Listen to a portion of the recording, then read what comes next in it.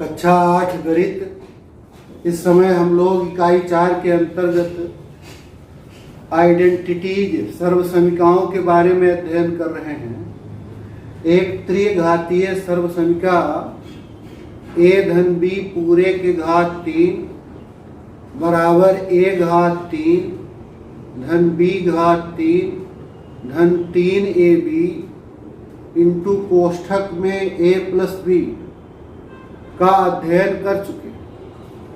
आज एक दूसरी त्रिघातीय सर्वसमीका के विषय में जानेंगे। a ऋण b जो आप पढ़ चुके हैं वो दो पदों के योग का घन था, a धन b का घन था। ये दो पदों के अंतर का घन है। तो a ऋण b पूरे के घात 3 बराबर a घात 3 ऋण b घात 3 ऋण 3ab कोष्ठक में a ऋण b। इसको हम लोग उसी सर्वसमीका जो पढ़े आए हैं इसी की सहायता से कर सकते हैं। उसको आपने देख लिया है कि ये है a धन b पूरे के घात 3 बराबर a घात 3 धन b घात 3 धन 3ab कोष्ठक में a धन b। अब अगर हमें इसका मान निकालना है इतने का, a ऋण b पूरे के घात 3 और इसकी सहायता से निकालना है, तो इसी a ऋण b को हम लोग ऐसे भी लिख सकते हैं a धन ऋण b। ये धन और ऋण का गुणा होगा, यहाँ ऋण आ जाएगा, यही वाला हो जाएगा। तो इस a ऋण b पूरे के घात 3 को ऐसा भी लिख सकते हैं a धन ऋण b पूरे के घात 3। ऐसा इसलिए किया जिससे अब ये ऊपर वाली सर्वसमीका के जैसा हो जाए। अब ये दो पदों के योग का घन हो गया। एक है उसमें से a और दूसरा है ये पूरा ऋण b। तो हम लोग उस सर्वसमीका के आधार पर पहले इस पहले वाले का घन लिखते हैं a घात 3, फिर इस दूसरे वाले का घन लिखेंगे ऋण b घात 3 धन 3 गुणे पहला इसमें से a गुणे दूसरा ऋण b कोष्ठक में पहला धन दूसरा a धन ऋण b। सरल करें अगर इसको तो a घात 3 ऋण b घात 3 ऋण b गुणे ऋण b गुणे ऋण b। तो जब चिन्हों का गुणा करेंगे, ऋण ऋण ऋण 3 बार है, विषम संख्या में है, इसलिए गुणा आएगा ऋण, और b गुणे b b घात 3। तो ये हो गया a धन ऋण b घात 3। ये धन और इस ऋण का गुणा हो गया ऋण 3ab, और इसे हम लोग a धन ऋण b इसे लिख सकते हैं a ऋण b। यहाँ भी इस धन और ऋण का गुणा होगा तो ऋण हो जाएगा a घात 3 ऋण b घात 3 ऋण 3ab कोष्ठक में a ऋण b। यही है सर्वसमीका। इतने का मान इतना होगा a ऋण b पूरे के घात 3 बराबर a घात 3 ऋण b घात 3 ऋण 3ab कोष्ठक में a ऋण b। अब इस सर्वसमीका का एक अन्य रूप देख लेते हैं, इसका दूसरा रूप। सत्यापन भी कर सकते हैं आप। सत्यापन कर ले, सत्यापन कर ले पहले। ये एक सर्वसमीका है, इसका सत्यापन कैसे करें आपने सीखा है कि समीकरण और सर्वसमिका में क्या अंतर है। एक ऐसा बीजीय कथन या एक ऐसा समता सूचक बीजीय कथन जो अज्ञात राशियों के, चर राशियों के, वेरिएबल के कुछ ही मानों के लिए सत्य हो, उसे हम लोग समीकरण कहते हैं। और ऐसा बीजीय कथन या समता सूचक बीजीय कथन जो अज्ञात राशियों के सभी मानों के लिए सत्य हो, उसे हम लोग सर्वसमिका कहते हैं। अब अगर इस बीजीय कथन में, इस समता सूचक बीजीय कथन में ए और बी के स्थान पर कोई भी मान ले लें, बाएं दाएं पक्ष का मान समान हो, तो यह एक सर्वसमिका है। तो इस सर्वसमिका का सत्यापन कर लेते हैं। मान लें कि a बराबर 4 है, b बराबर 1।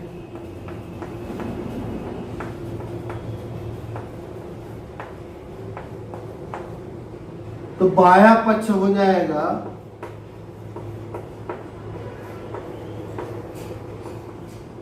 बाया पक्ष है a ऋण b पूरे के घात 3। जिस मान के लिए हम लोग देख रहे हैं उसे अगर रखेंगे तो a के स्थान पर 4, b के स्थान पर 1, 4 ऋण 1 घात 3। 4 में से 1 घटा दे 3, तो 3 की घात 3 और 3 की घात 3, 3 गुणे 3 गुणे 3, ये आ गया 27। और दाया पक्ष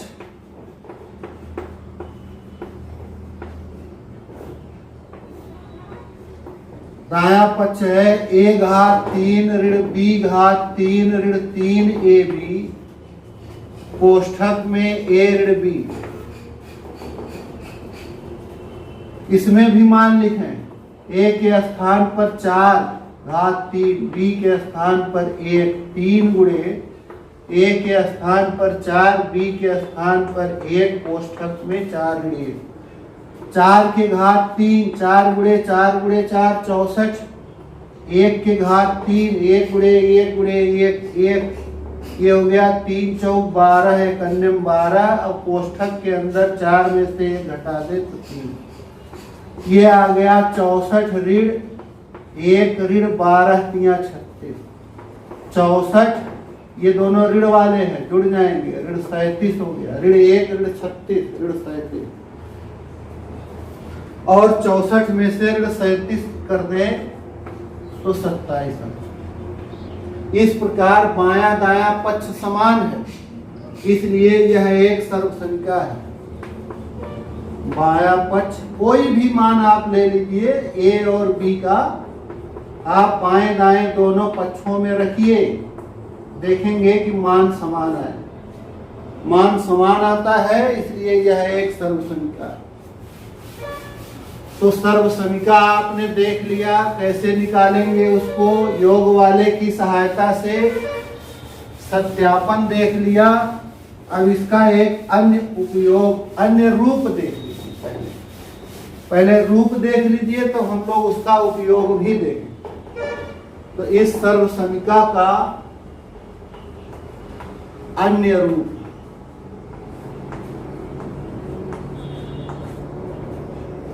इस सर्वसमिका का अन्य रूप निकालने के लिए, उसमें भी हम लोग निकाले थे, धन वाले में भी ये सर्वसमिका इस तरह से लिख दें।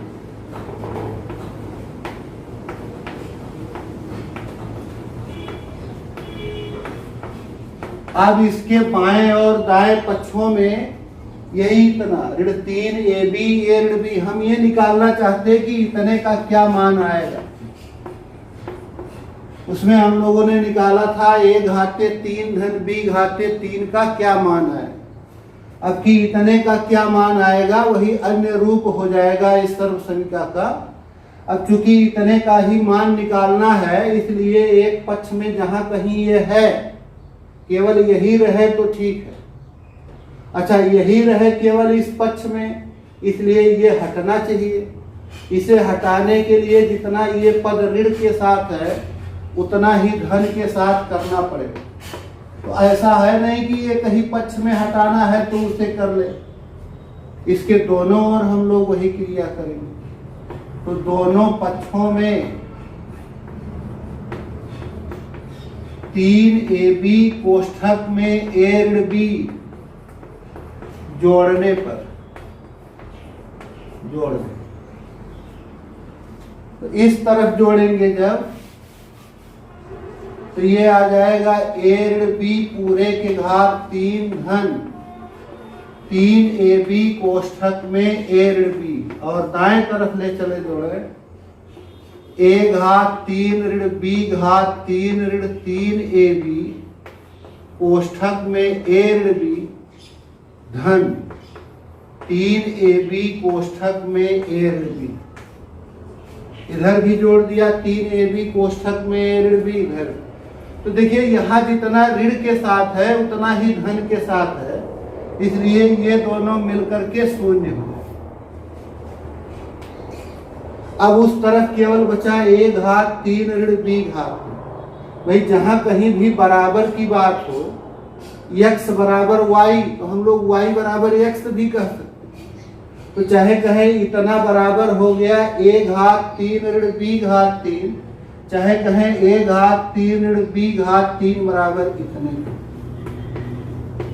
इसका मान इतना।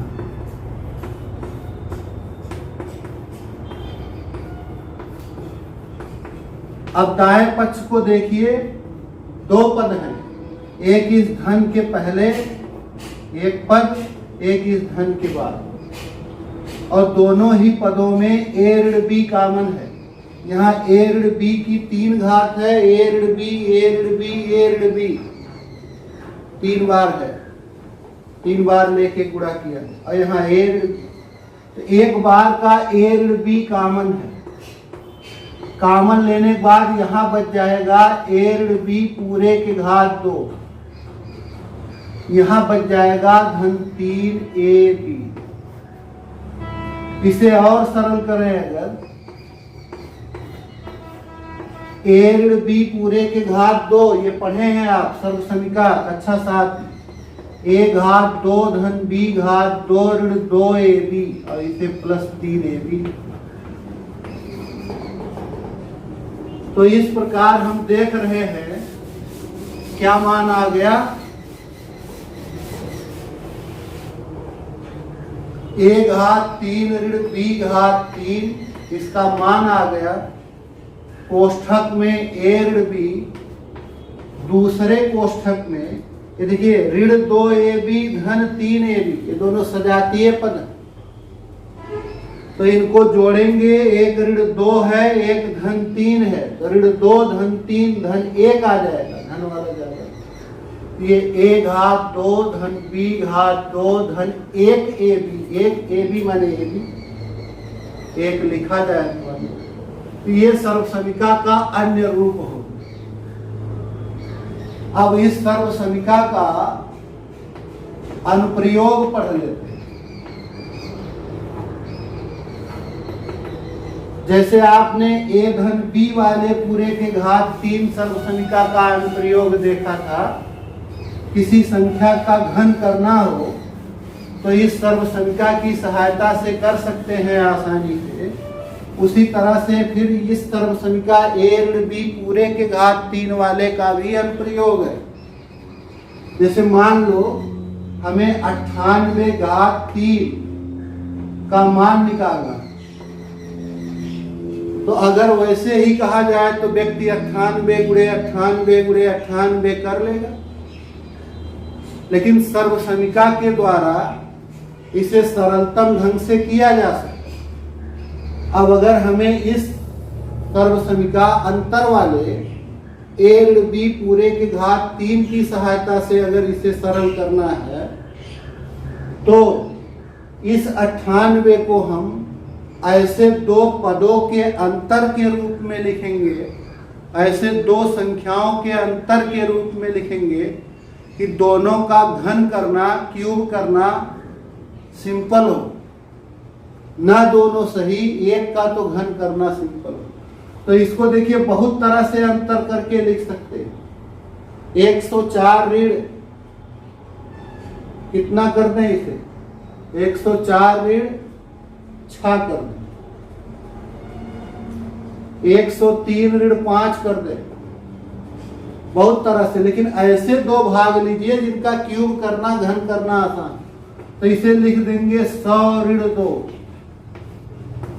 घात।